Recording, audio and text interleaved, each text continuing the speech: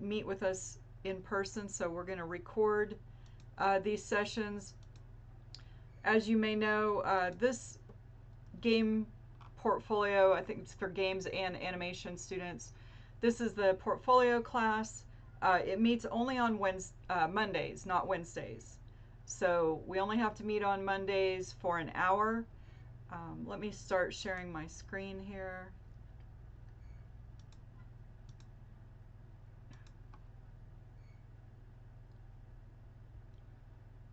Okay, hopefully everybody can see that. Yep, I can see it. Okay. So this is a pass-fail. Don't think I've ever had anybody fail it unless they just like dropped out. It's not a hard class. You just kind of have to put in the work. Most of you already have a lot of this done. One of the first things we'll be talking about today is your online portfolio. I think pretty much all of you have an online portfolio at this point.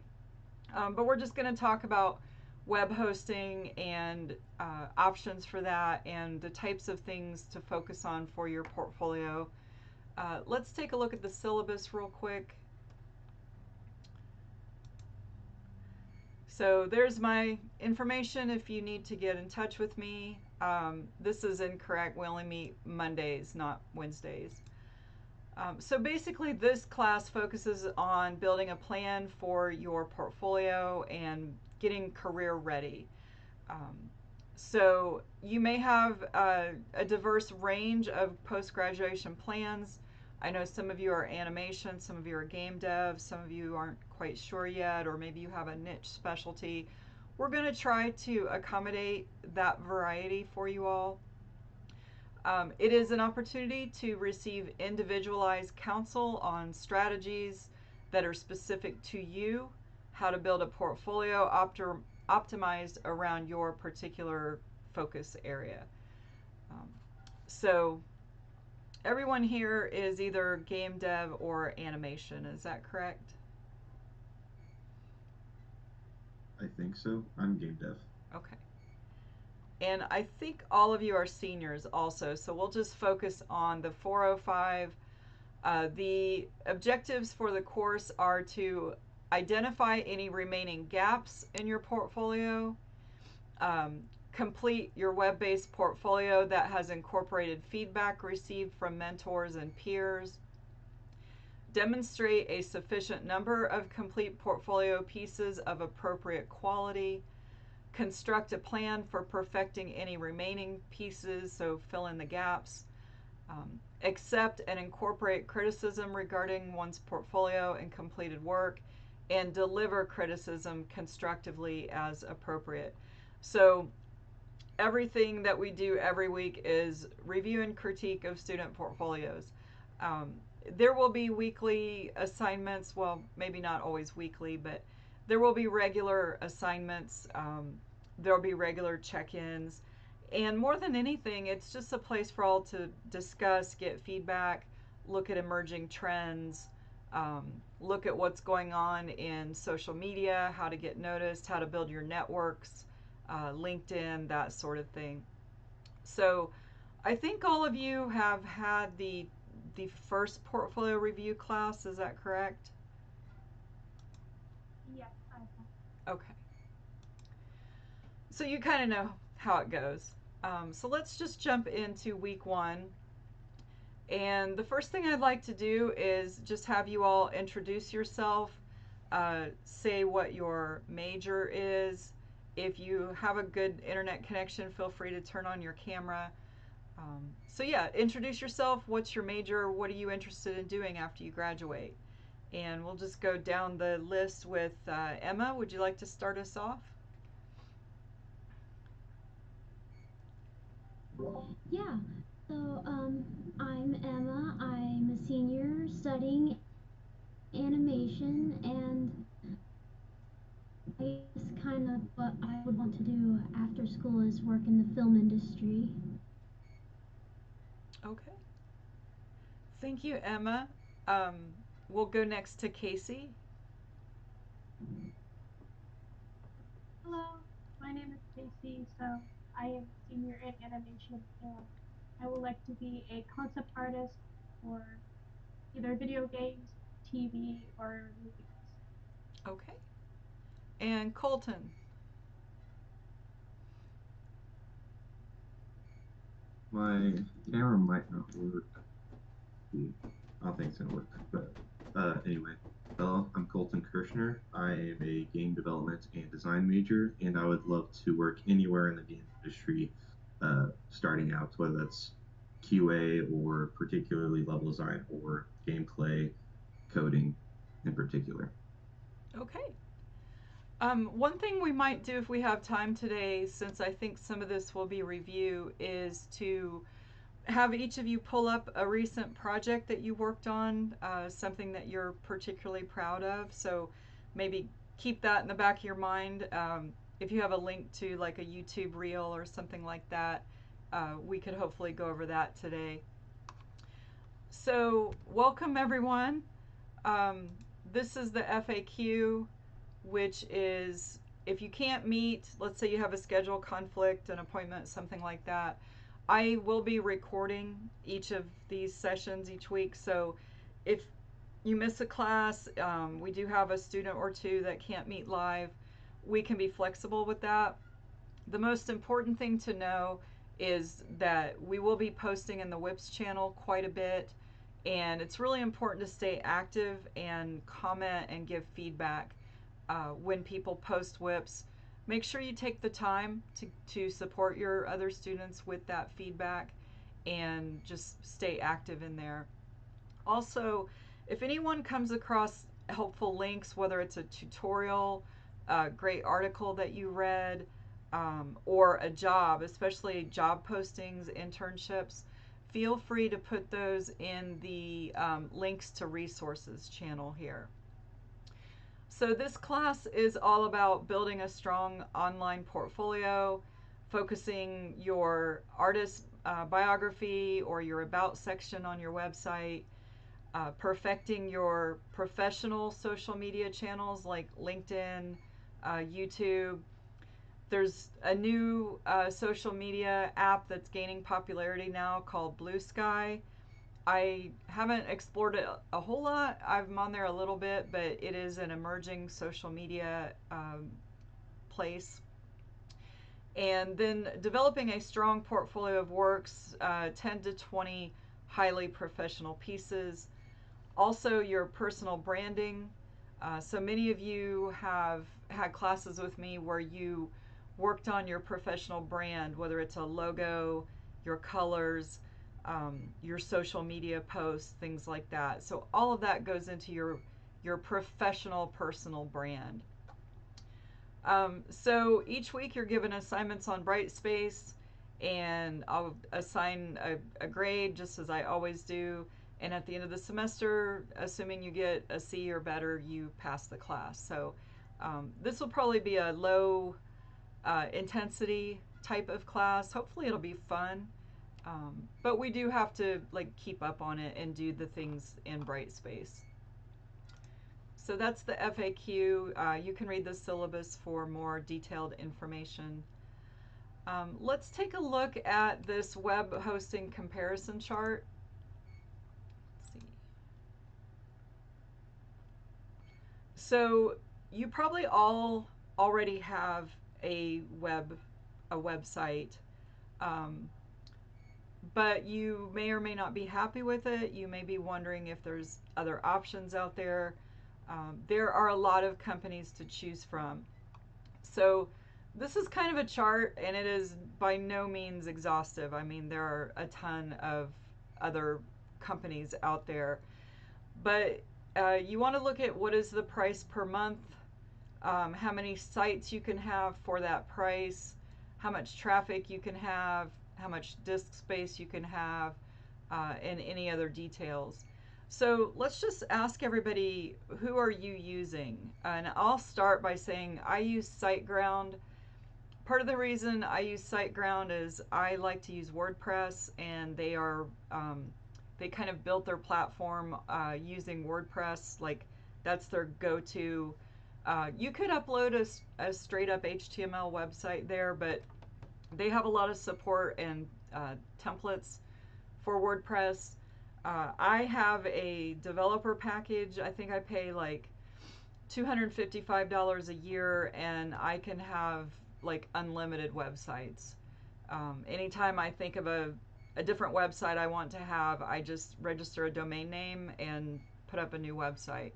So that package is a little pricier, but I do develop websites for other people, so that was a good fit for me. Um, so yeah, I use SiteGround. So we'll just go down and ask everybody who you use. Emma?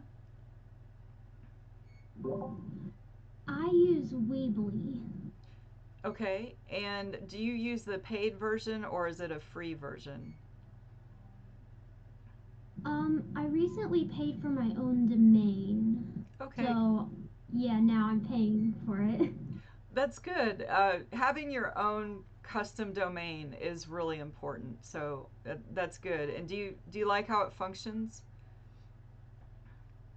I think it's pretty good. I like I think my big thing that I like about it is the fact that most portfolio websites that I've seen, you can't really click on the images to like look at them closer.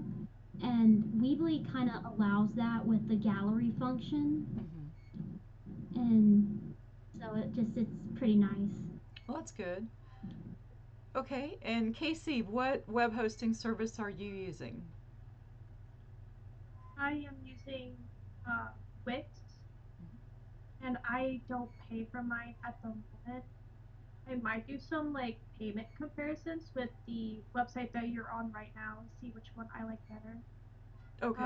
I started using Wix because at was it my freshman year I had to set up a portfolio, and out of all the websites that I tried going on to and tried making, Wix was like the only one I kind of like understood how to use to a minimum, so that's why I chose it. Okay. And Colton, which one do you use?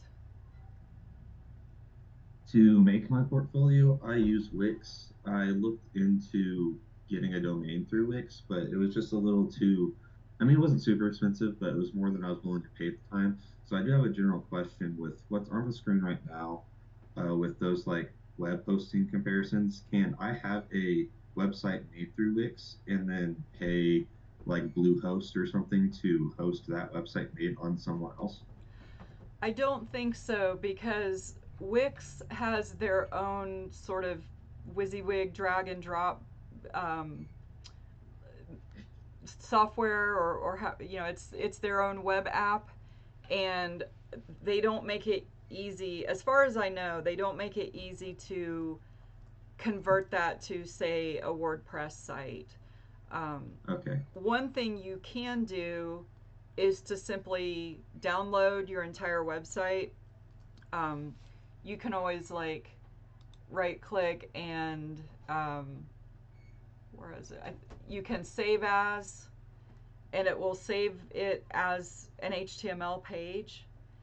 And at least with that, you can sort of like, if you have a lot of text, like say it's your artist's biography statement, you won't have to rewrite all of that.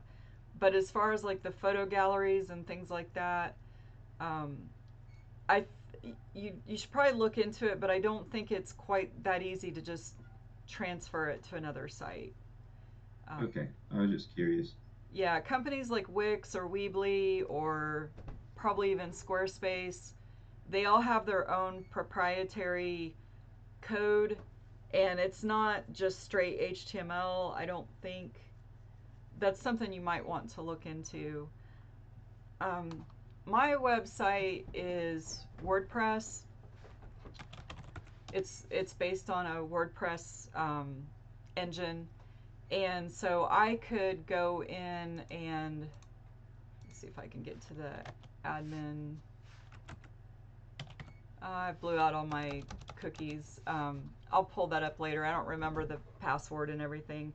But if you look at any website, you can view the page source or inspect. So if you look at the page source, you'll see up here is like, and this might be hard to read on my screen, But you can kind of go through the HTML of any website and look at things like, if I go down to text, so like there's some text here I can copy and paste. Um, but a lot of this stuff, like, because it's a WordPress site, and you'll know it's WordPress because you'll see things like WP dash on a lot of things. That is proprietary to WordPress, and it won't function on a site that's not WordPress. So I think, like I said, you have to do your own research, but I think it would be really hard to just transfer straight up like a Wix or a Weebly site. But I don't know, Yeah, do your research and just see. Um, so yeah, mine is WordPress just because I've worked with it for so long, and it kind of bridges the gap for me between straight up HTML and using templates. WordPress is a little bit of a learning curve. It has a lot of quirks. It can be a little tricky at times. Every template has its own kind of way of figuring out how to do things. So WordPress isn't the easiest, but it's easier than like just trying to straight up code an HTML and CSS website. There are website sort of WYSIWYG software, like Adobe had one. I don't even know if they still support it anymore. But there are software apps that make it easier to code a straight up HTML website from scratch. I think these days most people are just running like Wix, Weebly, Squarespace, WordPress. Um, Now, as far as like photo galleries and being able to click on something and make it pop up, WordPress has all that.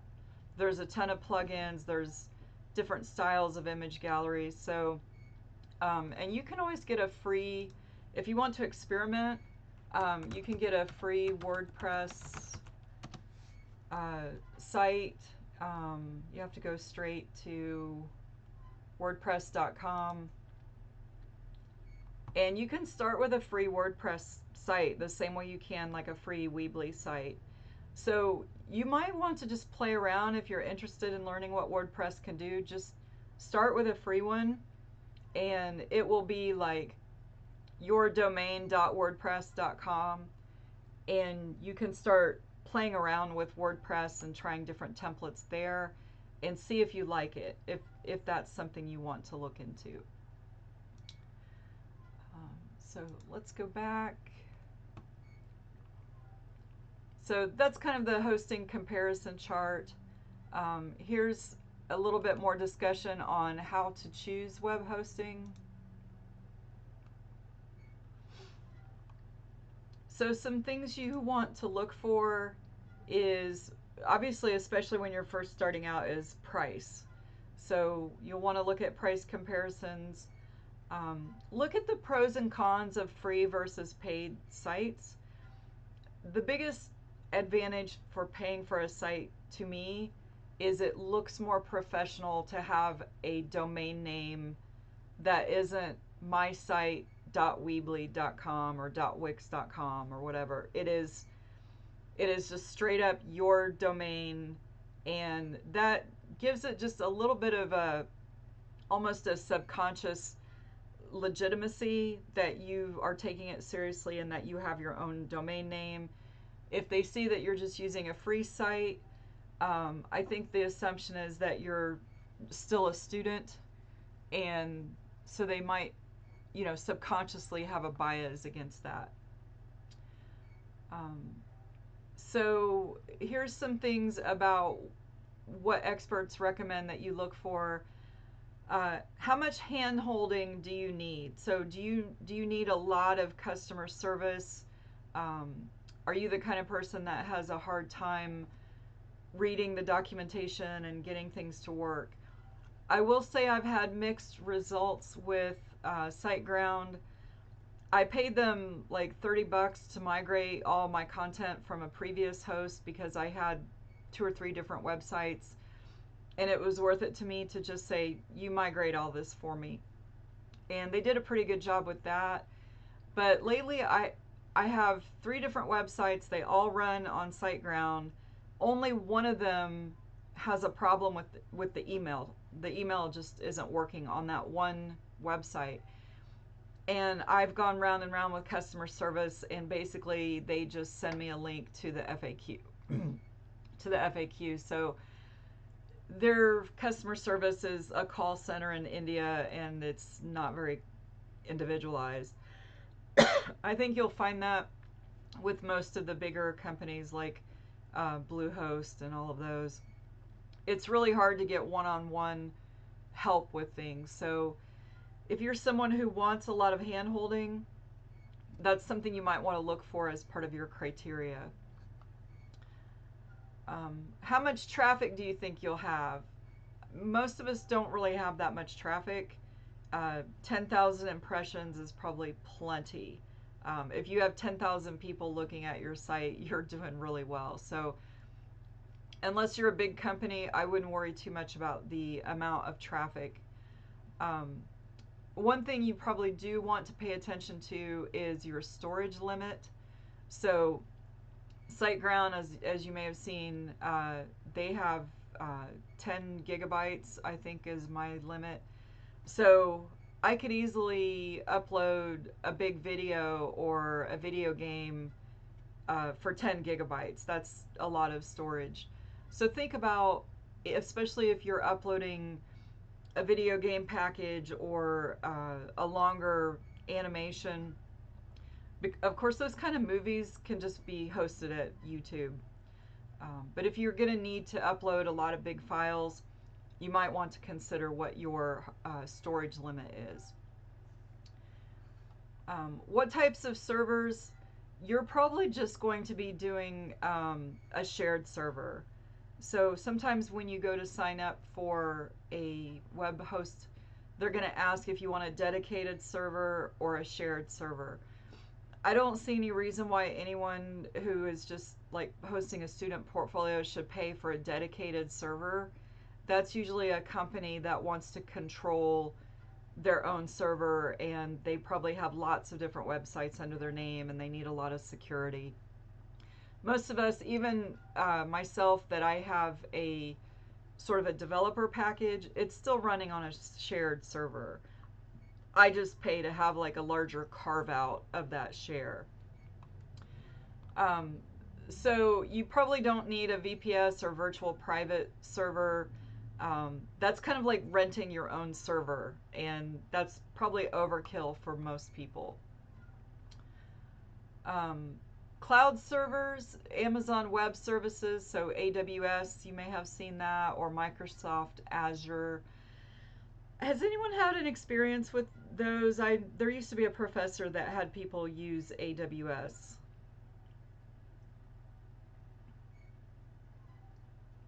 I have not. I'm not familiar. Okay.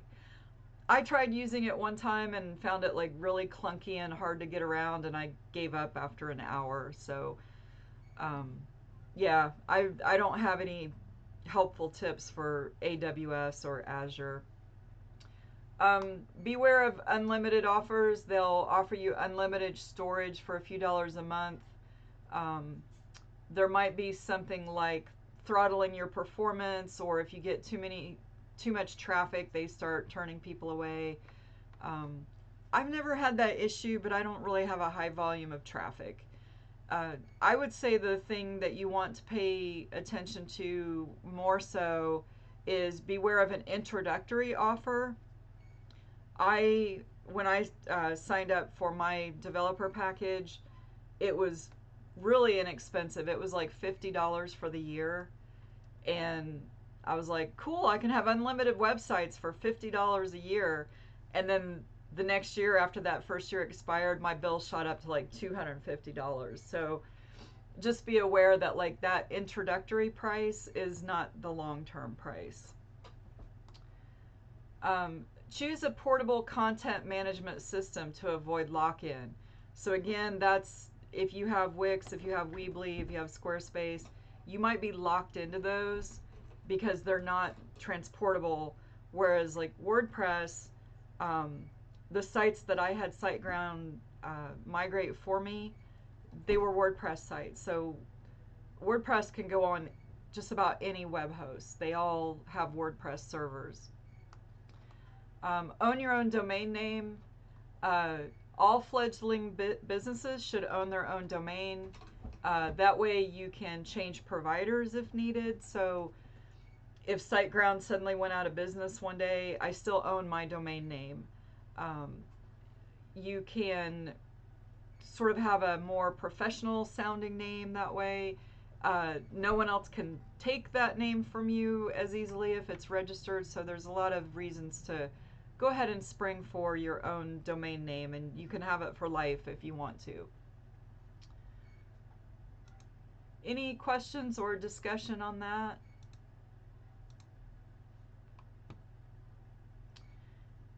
And then our last link is WordPress versus Wix. And I'm just going to kind of glance over this really quickly. So they each have different learning curves, and you can choose whatever you think works best for you. Both are viable options that ranked well in their analysis of the best web builders. With Wix, you'll pay a monthly fee that encompasses both your website and your hosting. WordPress.org is free, but you will pay a hosting company to host your site. So WordPress is open source. It doesn't cost you anything to use the technology of WordPress. And because it's open source, there are a lot of developers who create templates, they create plugins. It's widely supported, and there are a lot of communities that can help you troubleshoot or give advice. But I do have to pay like SiteGround to host my WordPress site. Wix is a lot more easy to use, but it is not nearly as customizable, so you're sort of locked into their templates and their way of presenting your information. And WordPress has a bigger learning curve than Wix. And like I said, I've had my frustrations with WordPress. I actually did a website for an organization a couple years ago, and I'm okay with like the basics of putting up a WordPress website, but they wanted a little bit more complex things. Like they wanted a calendar plugin that you could schedule appointments, and they wanted I forget, some other bells and whistles. And I just said, I could spend all my time reading the documentation and trying to figure this out. But I had a student who that was their focus. They were a web dev student, and I just paid them to do like the back end for me. So I did all the front end design, and I interfaced with the client and did all the like logo development, colors, all that forward facing stuff. And then where I got into more complex things that were harder for me to figure out, I paid a student to do it for me. So sometimes if you can find a WordPress developer to work with, that's a great best of both worlds scenario. So I don't know how accurate this is, but it says Wix is free up to, you can pay as much as $159 per month. WordPress.org is their free hosting. If you want to go to WordPress.com, which is their own server, you won't have it'll be your own domain name. It ranges anywhere from free to $65 a month. WordPress is open source. Their support for WordPress is basically community support. So you can go into the subreddits, into the forums, and get support. Wix says that they have 24/7 callback and knowledge base. Both have plugins, and WordPress is only free if you find a host, and most of them won't host for free unless you have like banner ads on your page and things like that. And I'll let you guys kind of read through this on your own.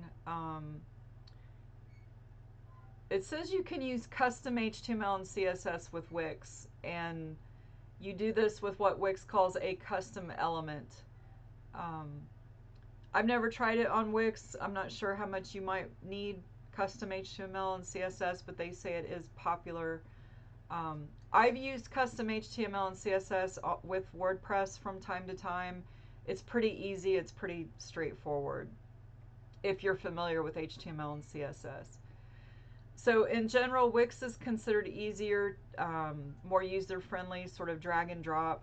But WordPress it has a lot more variety. Um, there's a lot more plugins, and you can customize it to make it your own a lot more easily. So there's just some things to think about there between the two. Um, any questions or discussions on that?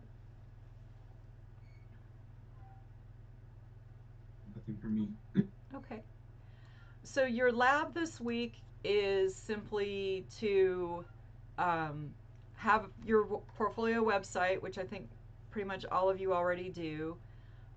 Review this user experience checklist. So let's take a look at that. This is based on the Nielsen heuristics and principles of website design.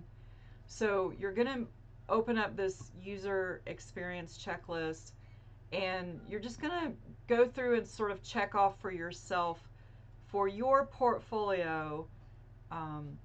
Is the company or your contact information clearly accessible from the home page? Is there a navigation bar with clear links to key pages and categories? So for each of these things, you're just going to sort of check off all the boxes if you think that applies to your website. For the layout and design, is the organization consistent and appropriate? This is where it's helpful to get a friend and ask them to navigate your website and do some user testing and see if they find it easy to navigate. Is the site responsive on different devices? So test out your website on your desktop versus your phone versus your friend's tablet. See how it looks on different devices. Accessibility, is it easy to read? Do you have alt tags for photos? Navigation, that's probably one of the most important things, is looking at all the things that make it easy to navigate. Make sure you don't have any broken links. Make sure your forms work, and then just a little bit about your content. And so you're going to just use this checklist, and then you're going to open up a Word document or some kind of word processor, put a link to your website at the top, and then write a sentence or two for each of the headers in the checklist. So the headers are like your home page, your layout and design, your accessibility, your navigation. So I don't need you to go through for every single element, but just the headers. So you might write a sentence or two about your home page. On my home page, my links to social networks are clearly displayed, but the purpose of my site is not immediately clear. I need to work on that. So you're just sort of using these checklists as a guideline to help you evaluate your home page, your layout design, accessibility, navigation, links, forms, and content. Your assignment should be about a page. It doesn't have to be super in-depth. So you're going to discuss, does your site have a good way to contact you? Does it contain links to your social media channels? And ultimately, give an honest assessment of the portfolio section of your website. And what will you want to improve over the course of the semester? So overall, what is good versus what needs improvement on your website? Any questions about that? Okay. So what I think we'll do with our time remaining, I know Emma had to leave for an appointment, and we've got a student or two that can't meet with us locally or online at this time. Um, I think what I'll ask each of you to do, and for those of you that are listening to this offline, go ahead and post a link in the WIPS channel to one of your recent projects that you're proud of. I know, Colton, you guys did an awesome animated movie last semester. That might be a great one. Casey, you guys did like the galactic tourism or some other thing that maybe you've worked on recently. So let's just start a conversation in the WIPS channel. Post one of the most recent works that you've done that you think are a good standout in your portfolio, and ask people to give their opinion on something. Um, you know, do you? It's always better to ask a specific question rather than, hey, what do you guys think? Um, Ask a specific question like, what do you think of the lighting, or what do you think of the character animation? So try to post a link to a project and then ask a somewhat more specific question and generate some discussion. All right. Okay. Okay. Well, I'm going to wrap it up for now. Next week we have, is next week MLK Day? I think so. Okay. Yeah.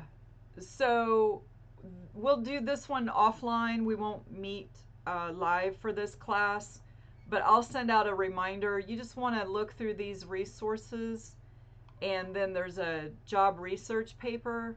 And when we meet the following Monday, I will check in with you all on your progress on that.